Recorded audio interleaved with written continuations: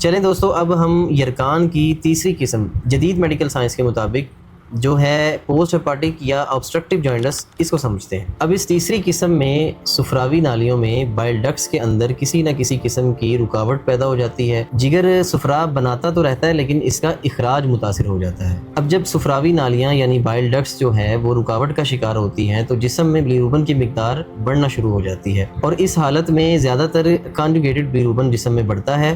اور اس کو طب قدیم میں یرکان سودی کے نام سے بھی بیان کیا گیا ہے۔ اب ایسے مریض کی جب آپ ایل ایف ٹی رپورٹ کروائیں گے تو اس میں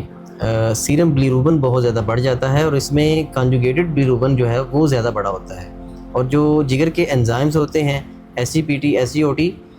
یہ بالکل نہیں بڑے ہوتے، یہ نارمل ہوتے ہیں۔ اسی طرح سے سیرم الکلائن فاسفیٹیز کی مقدار بھی بڑھ جاتی ہے، اور اس کے ساتھ ساتھ پیشاب میں جو ہے وہ یوروبلینوجن کی مقدار بالکل نہیں ہوتی، لیکن جو بلیروبن ہوتا ہے اس کی مقدار پیشاب میں بہت زیادہ بڑی ہوتی ہے۔ لہٰذا اس قسم کے یرکان میں سفراب کی پیدائش جو ہے وہ بنیادی مسئلہ نہیں ہوتی، بلکہ اس کے اخراج کا مسئلہ ہوتا ہے۔